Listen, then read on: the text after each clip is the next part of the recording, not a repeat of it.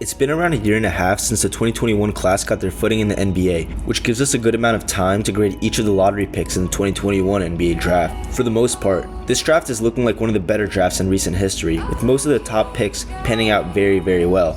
But as we go into the video, some of the grades will get very interesting. So to keep the intro short and sweet in today's video, we're going to give a letter grade to each lottery pick in the 2021 draft. Before getting started, I want to thank the sponsor of today's video, Fanatics. Fanatics is affiliated with the NBA and providing your team's favorite gear, whether it be jerseys, hoodies, shirts, pants, shorts, or so many more.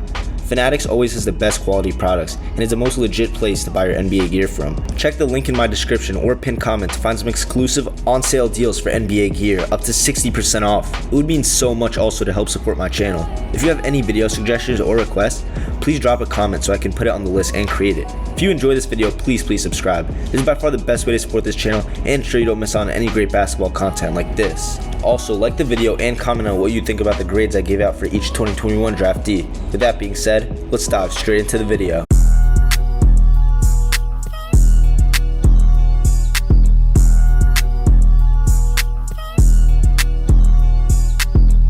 The first pick in the draft, Cade Cunningham, gets an A+ grade so far in his NBA career. Prior to the 2021 draft, the Pistons were in desperate need of a fresh new roster and were severely lacking a superstar. That was until Cunningham came to Detroit, and from day one, not only has he brought that alpha charisma to Detroit, but his game has backed it up as well. The Pistons are slowly starting to improve as time goes on, but still haven't made that major leap yet. Despite this, Cade's been putting up great numbers in his first 2 years in the league, averaging 18 points, 6 rebounds, and 6 assists per game, and has been looking better and better as time went on. But as Cade was progressing, it was announced in early November that he'd be out for the remainder of his second year in the NBA due to surgery. Despite this, I'm sure he'll be back better the next year and continue to be the cornerstone for the Pistons. The reason he's one of the only A+ in this draft is because based on what he's produced so far, and considering there would have been no better option at number 1, and he has a lot more untapped potential, I think he's an easy choice for an A+. The second pick in the draft, Jalen Green, gets an A grade so far in his NBA career. Similarly to Cade and the Pistons, the Rockets have found their superstar of the future in Green in this draft, and he's been scoring the ball arguably better than anybody in this draft class so far. Green's been putting up monstrous numbers so far, averaging 19 points, 4 rebounds, and 3 assists per game so far in his NBA career. He's flashy, explosive, iconic, and has every single attribute that a superstar in the NBA has, and he's only going to keep getting better. But despite his rockstar style of basketball, the main problem with him and the Rockets has been winning. This season, the Rockets have been losing more games and have been playing a horrendous style of basketball, and Jalen Green's shot attempts and efficiency have been a huge part of that.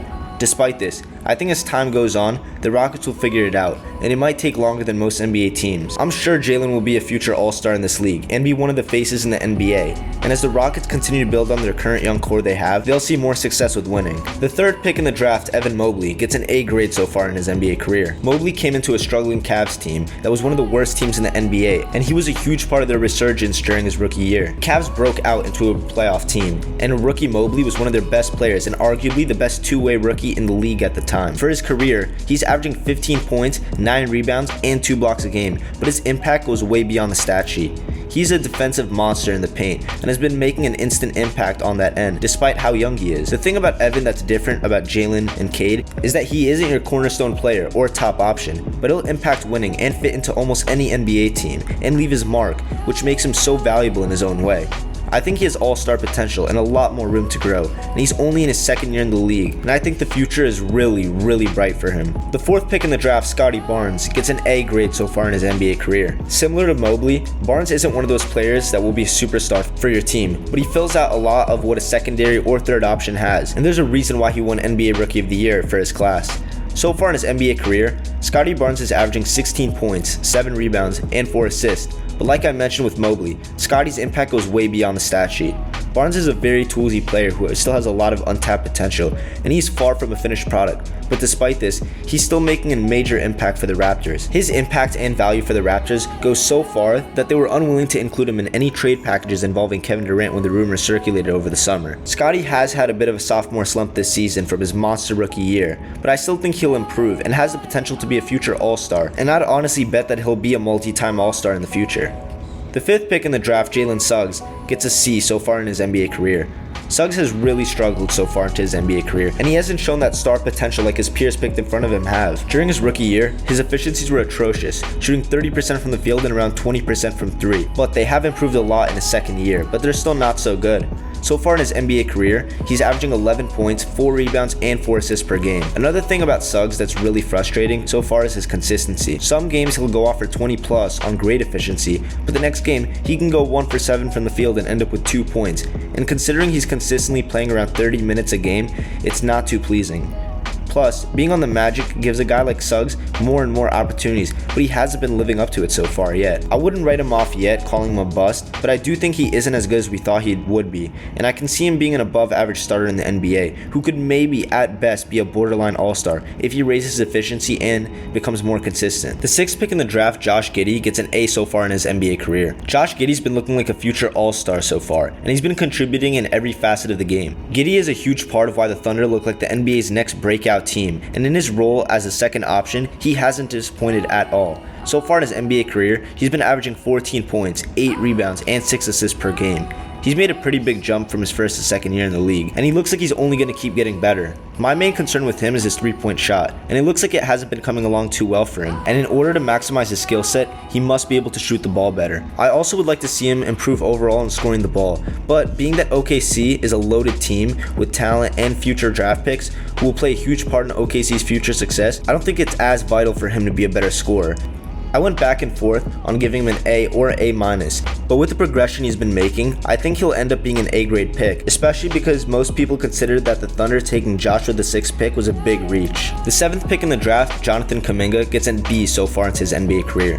Kuminga probably had one of the roughest tasks out of any rookie coming into a contending Warriors team looking to make an instant impact. We've seen younger players forced into the Warriors system before, and it hasn't worked before, but despite Kuminga being the youngest player in the draft, he still found a way to make an instant impact in the NBA and help the Warriors win the 2022 NBA championship. In his first 2 years in the league, Kuminga's been averaging 9 points and 3 rebounds a game off good efficiencies. I could argue Kuminga would have put up better numbers on a rebuilding team, but his impact goes way beyond what the stat sheet shows, and he's a plug-and-play guy who can make an impact on any type of team he's on. I think he can honestly improve on his shooting and ball handling of it, being a bigger threat to score with the ball in his hands. But on a team like the Warriors, that's not needed of him right now. With most picks in the draft either being really good or really bad, Kuminga is one of those solid picks who is perfect for that spot for Golden State, and for that he gets a B. The 8th pick in the draft, Franz Wagner, gets an A+ so far in his NBA career. Now I know what a lot of you might be saying, how is Franz an A+, but Jalen Green is an A? That's because when you consider that Franz was the 8th pick in the draft, and he's head and shoulders better than every player picked behind him, and he's producing at an elite level, I believe he gets an A+. Franz has been the secondary star for Orlando, and it's looking like he's going to be a future all-star. So far in his NBA career, he's been averaging 17 points, 4 rebounds, and 3 assists per game, and has been shooting the ball at a very efficient rate. Franz has made a big leap from his rookie year, and has shown that he'll be a big piece in the Magic's future. Wagner is an all-around player who scores on all 3 levels, and is a major threat both on and off the ball. He's definitely outplayed where he got selected in the draft, and I won't be surprised to see him keep improving on his game, and really emerging into one of the NBA's brightest stars. The 9th pick in the draft, Davion Mitchell, gets a B- so far in his NBA career.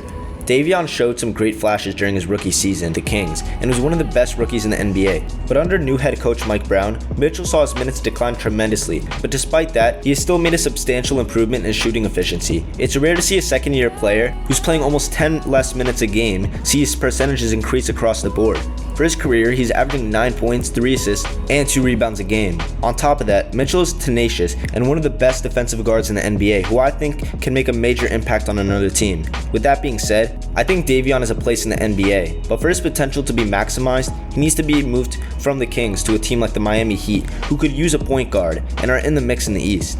I'm hoping Davion gets an opportunity somewhere, because he's shown he can produce on this level. But with the Kings finally getting a groove without him playing major minutes, it's a tough call. The 10th pick in the draft, Ziare Williams, gets a C so far in his NBA career. Williams' situation is very similar to Davion Mitchell, and he's had a pretty good rookie year to say the least, and was producing for the Grizzlies. This season, Memphis has been on a tear in the West, and Ziare has seen his minutes regress, and with his minutes regressing, so did his numbers.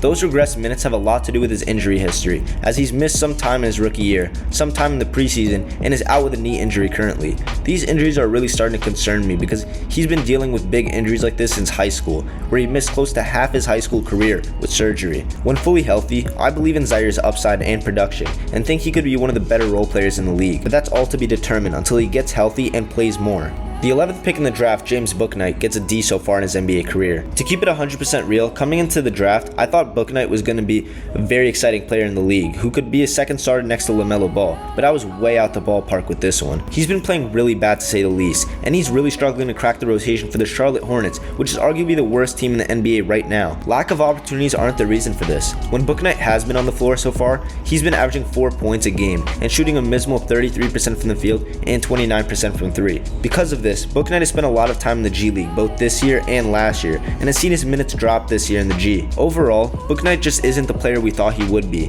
and I hope he can get it figured out and carve his role out in the NBA. The 12th pick in the draft, Josh Primo, gets an F so far in his NBA career. There isn't much to say when it comes to Josh Primo, but with him being accused of assault and the Spurs waiving him, it's looking like he won't ever return to the NBA. During his time with the Spurs, he showed some flashes here and there, but I doubt that another NBA team will give him a chance. The 13th pick in the draft, Chris Duarte, gets a C so far in his NBA career. Duarte started off firing hot during the beginning of his rookie season, but has slowed down since, and in his second year of NBA action, he's cooled off completely. Throughout his NBA career, he's averaging 11 points and 3 rebounds a game, but this year, he hasn't been producing at the level you would hope from him, and he's starting to establish himself into a microwave player who will probably be an average starter in this league. With the Pacers getting another lottery pick this year and an additional 2 first-round picks, it seems like they're filling out their roster quickly, and time will tell how that can affect Duarte's production and role on the team. Finally, the 14th pick in the draft, Moses Moody, gets a C+ so far into his NBA career. Like Kuminga, Moody had the tough task to play for a contending Golden State Warriors squad in his first year in the league. He didn't crack the rotation that much, but he really is progressing, not only in the box score, but his feel for the game and comfort in the Warriors system. On his career, Moody has averaged 5 points on solid efficiencies across the board, but what's really setting him apart is his progression from last year to this year. The stats don't show it, but he's found a consistent role off the bench for the Warriors, and is producing when needed, scoring the ball from beyond the arc and in the paint as well.